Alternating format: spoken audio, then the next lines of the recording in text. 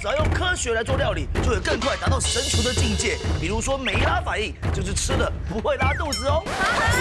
纳豆哥是没钠反应啦。不是教小朋友做菜，也不是探讨食安问题。由公共电视台制播的《神厨赛恩师》节目，尝试以跨领域的方式，由主持人纳豆带领小朋友探索厨艺背后的科学道理，让生硬的科学变有趣。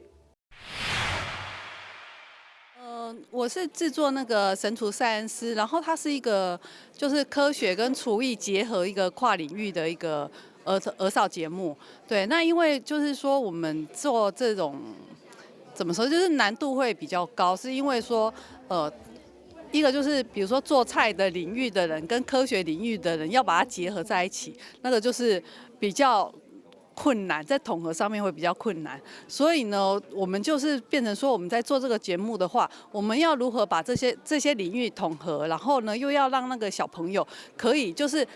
又好玩，然后又轻松活泼的，就是可以对这个节目然后很有感觉。比如说像我们中华料理就有很多的料理单字，那这些料理单字的煎煮炒炸什么之类的，那我们都会有以一个这种料理。就是料理单字的那个一个背后的科学原理，然后做一集的主题。只是说大家在做儿童节目的团队呢，都是在做都蛮困难的。那尤其是说我们现在就是要挑战一个。就是你就算做再精致或是怎么样，就可能就是会挑战小朋友的收视时间，他们或者是他们的收视平台，对，那个都是对我们来说都是一个很大的挑战。就是说，我们做电视节目，那如何要能够让小朋友在网络上面可以看得很轻松愉快，对，或者是会主动想要去收视，在网络上主动想要收视，这都是我们要在努力的地方。恭喜！